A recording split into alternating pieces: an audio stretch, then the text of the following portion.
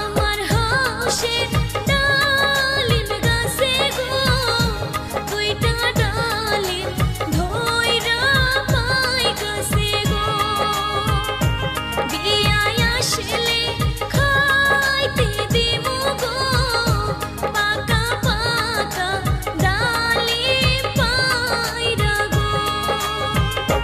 কতদিন হইল বিয়ান বাড়ি গো যাইতে আমি পারি না গো।